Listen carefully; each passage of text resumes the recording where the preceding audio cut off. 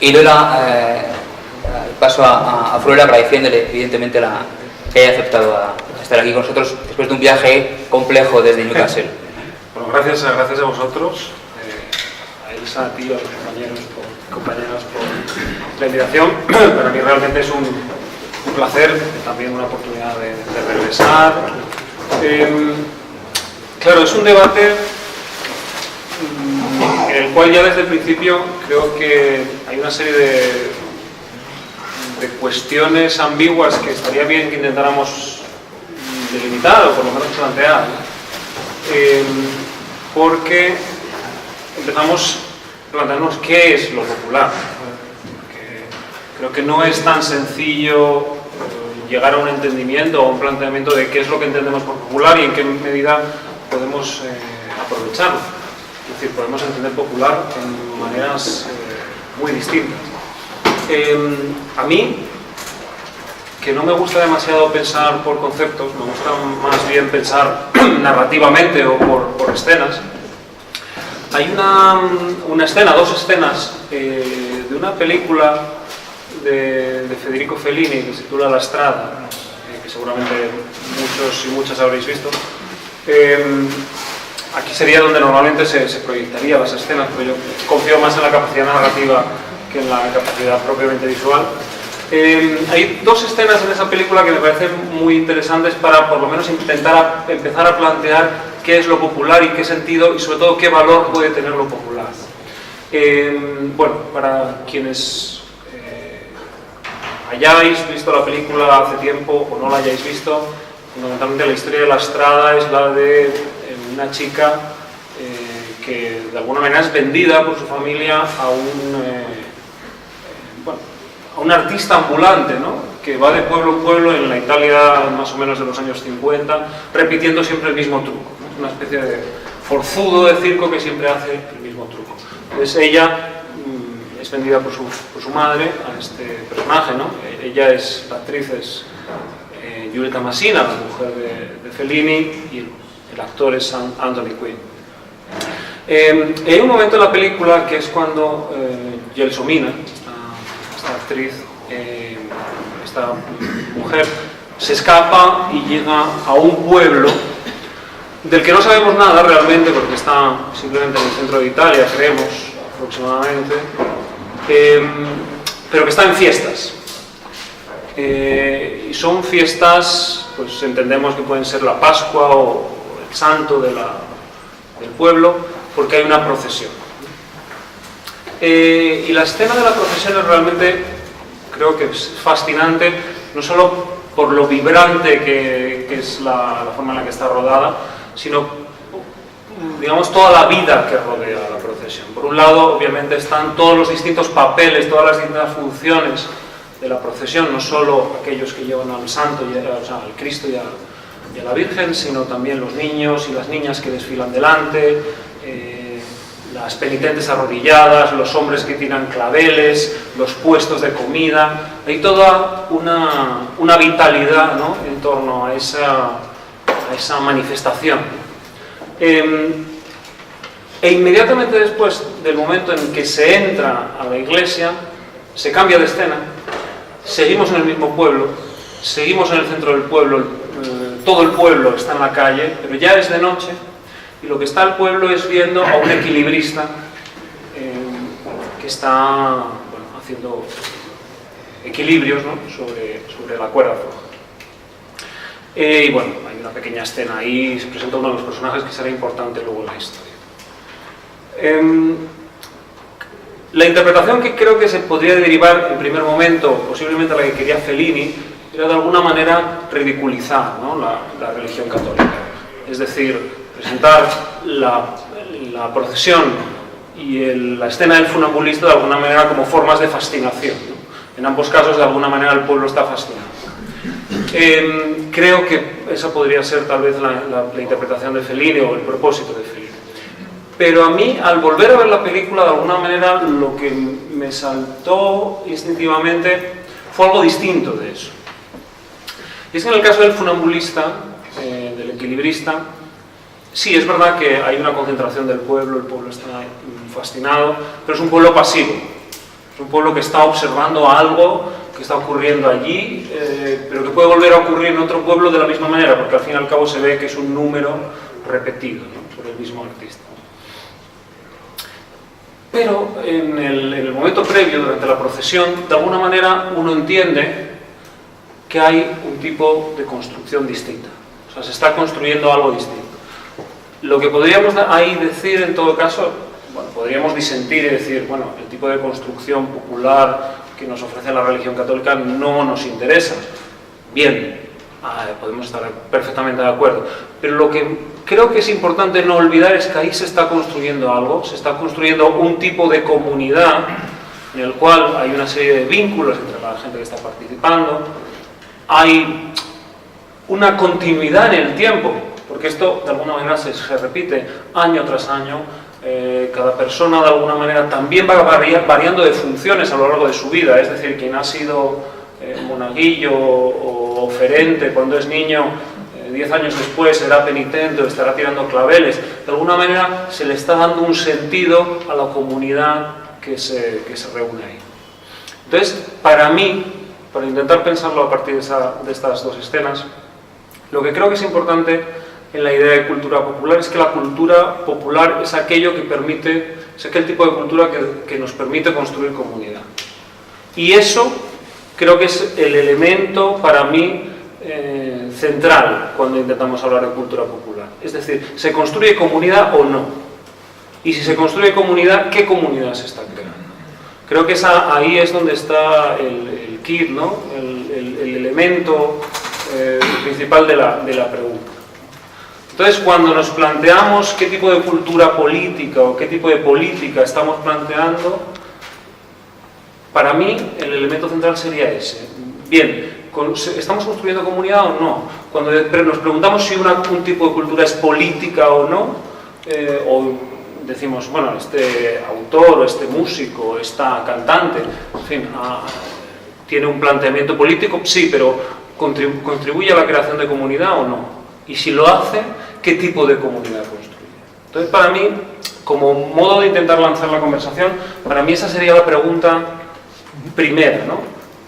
¿Qué es lo que genera esa cultura y de qué manera nos permite tomar conciencia del otro, tomar responsabilidad hacia el otro, ¿no? Para mí sería esa quizá la primera piedra de toque en la que, a partir de la cual vendrían quizá el resto de preguntas, ¿no? Para mí lo que es importante, la fuerza que tiene ese hecho es que genera comunidad. Ahora bien, la comunidad que se genera probablemente no nos interese desde el punto político, desde la perspectiva política que tenemos, que compartimos, que nos interesa, ¿no? Es decir,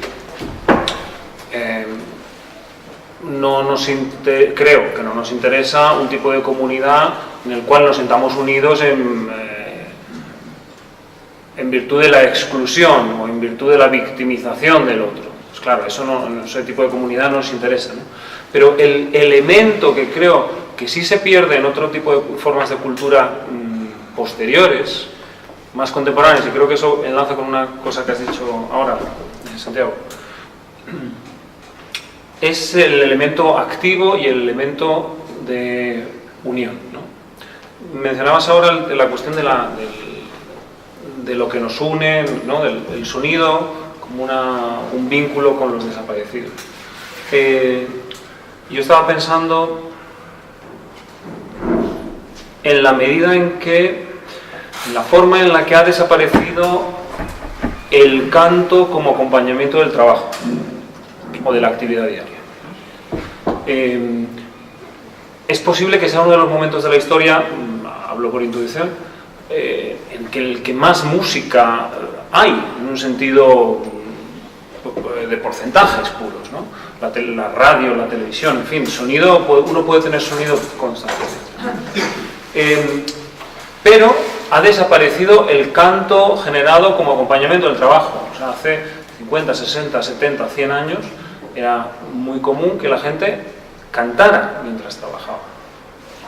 Hay toda una tradición en cualquier comunidad española de cantos de de la siega, cantos del arado, cantos de la mina, no sé, del lavado, ¿no? Y han desaparecido, están desapareciendo, por ejemplo,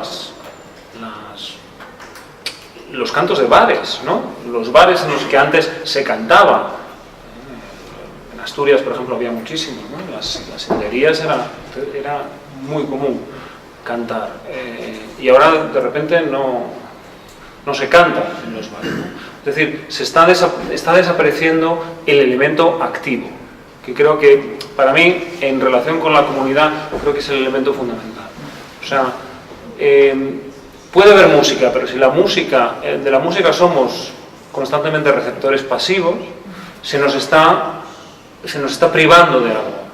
De alguna manera, el mercado está sustituyendo a nuestra propia capacidad para generar ese sonido que es el que nos conecta con el pasado, pero también nos conecta con nuestros, en fin, con el resto de nuestra comunidad. Entonces, por volver a tu pregunta, claro que el modelo de la procesión no nos basta, pero hay algo en la procesión que creo que es importante no olvidar, que eso funcionaba, que eso tenía un sentido por algo. Ahora bien, hay otra parte que completamente estoy de acuerdo que podemos descartar, ¿no? Pero hay una parte que no deberíamos olvidar, que es ese elemento de comunidad que otras formas de cultura, vamos a decir, de masas, no tienen y que no les interesa. Es más aún, lo que les interesa es librarse de ese elemento. Sí que matizaría un par de cosas. Una, obviamente, que popular es un concepto en disputa, ¿no? Entonces, pues, esto es popular en el sentido de que es masivo, pero realmente creo que lo que nos interesa es popular en el sentido de esto crea pueblo, ¿no? O crea comunidad, o nos une con esas masas de los desaparecidos, ¿no? De los invisibles. Eso por un lado. Entonces, de alguna manera, siempre que estamos hablando de popular, estamos de alguna manera disputando también lo popular, ¿no? Estamos anteponiendo un entendimiento de lo popular a otras muchas maneras de entender lo popular. Entonces siempre estamos ahí peleando por resignificar, ¿no? Que decías tú. Pero luego con la cuestión si la política ahora es peor de lo que era o mejor, o que realmente es muy difícil, porque yo creo que, como dice Santiago, ¿qué momento ha sido bueno realmente en la historia? Pues todos los momentos han tenido realmente muchos elementos negativos. Y creo que hay un elemento quizá que podríamos decir por el cual quizá la disputa política en algunos momentos del pasado haya podido ser no más intensa, pero sí quizá más vivida o más conectada con algún núcleo de verdad colectiva, que es con la desaparición que hemos vivido ahora de la política en el centro del trabajo, y la política entendida como algo que se produce en las comunidades, ¿no? Por eso yo insisto en la recuperación de la comunidad. Quiero decir, uno antes se politizaba en el centro de trabajo, uno compartía esto con los compañeros y las compañeras a través del sindicato, pero a veces ni siquiera a través de ello, por el propio por la vida compartida, porque la vida compartida politiza, ¿no? Pero claro, ahora estamos avanzando cada vez más hacia trabajos atomizados, trabajos cada vez más individualizados, ¿no? Entonces, ¿qué tipo de politización del malestar puede haber ahí? Ninguna, ¿no? Entonces yo creo que el elemento clave ahí es que, por conectar un poco con lo que venimos diciendo, claro, el neoliberalismo, en la medida que individualiza, acaba con la comunidad. Sea la comunidad laboral, sea la comunidad cultural, todo ese tipo de comunidades desaparecen. En la medida que desaparecen, entonces se pierde esa experiencia de la vida compartida. Y entonces somos individuos que consumen, individuos que consumen electoralmente, culturalmente, etc. Entonces eso es lo que nos hace, de alguna manera, más débiles, menos resistentes ante la influencia de cualquier discurso masivo, ¿no? O sea, porque no tenemos otro asidero que era el que teníamos en la comunidad laboral. Ahora la única comunidad que interesa es la comunidad de intereses, ¿no? Esa es la única. Entonces yo creo que ahí es un poco por donde iría al intentar plantearnos qué es lo que pasa con la política. O sea, no es que estemos en un momento político peor que muchos otros de lo que ha habido en la historia, es que nos falta o estamos perdiendo algo que las generaciones anteriores sí pudieron lograr, que era esa politización, ¿no? Politización por la vida compartida. Yo creo que ahí es un poco lo que, por ejemplo, espacios como estos tienen que lograr. Porque ya que hemos perdido, o sea, en esta misma calle, ¿cuántos talleres quedan? ¿No? ¿Cuántos lugares de trabajo en común? Entonces creo que esa sería una función cultural fundamental de cualquier partido político que quiera transformar, y cualquier, en fin, grupo humano que quiera transformar la realidad, es partir otra vez de la creación de esos espacios donde se puede compartir el malestar. Respecto a esta idea, nuevamente está saliendo, bueno, si la política es peor que antes, la situación es peor que antes. Creo que no podemos pensarlo en abstracto, es decir, como antes las cosas eran mejores, ahora son peores, o al revés. Creo que es necesario pensarlo en un contexto no ya político, sino también geopolítico. El grandísimo crecimiento y ampliación, ¿no?, de la base democrática de la sociedad del bienestar se produce en un contexto político muy particular, que es el contexto político fundamentalmente de posguerra, pero no lo olvidemos, con un elemento que es el miedo, ¿no?, el temor del sistema occidental capitalista ante la posibilidad del triunfo comunista en muchos países de Occidente. Es decir, es importante olvidar que sin la existencia de la Unión Soviética como un elemento de miedo que provoca un elemento de equilibrio, no estaríamos hablando en muchos casos de esta ampliación del estado del bienestar. Y no lo hago desde una perspectiva de valoración, digamos, moral del rol de la Unión Soviética, sino de la idea de que en la medida en que existía un miedo a un contrario y que ese contrario tenía la capacidad para actuar, ¿no?, mediante el apoyo a distintos partidos en distintos países, se produjo esa ampliación. ¿Qué ocurre? En el momento en que se desfonda ese equilibrio de miedos, lo que ha encontrado el neoliberalismo es camino libre para extenderse. O sea, no quiere decir que antes la situación fuera mejor porque sí. Era mejor en algunos aspectos, o se consiguieron grandes logros porque existía ese miedo y la clase obrera, a través de los partidos políticos, supo beneficiarse de eso. Ahora tenemos que plantearnos que el campo de juego es totalmente distinto. Entonces ya no tiene sentido plantearse, bueno, es que antes era mejor. Lo importante es plantearse por qué se produjo esa ampliación y qué podemos recuperar de aquello, si es que podemos recuperar algo, y si no hay nada que podamos recuperar, entonces tenemos que plantearnos cuáles son nuestras nuevas herramientas para tomar parte en esa lucha, porque esa lucha es inevitable. O sea, no, el compañero decía antes, los que vengan después de nosotros, no, es que no hay posibilidad siquiera esperar a los que vengan después de nosotros, porque ya aunque solo sea desde el punto de vista climático, no va a haber un después de nosotros si no se da esa lucha. O sea, olvidemos eso. Entonces, creo que tu pregunta, que es muy acertada, pero no creo que sería conveniente olvidarnos del pensamiento en abstracto en ese sentido. O sea, ¿por qué antes las cosas nos parece que eran mejores? Tenemos que ver cuáles son esos elementos que las hacían mejores y qué es lo que podemos traer al presente.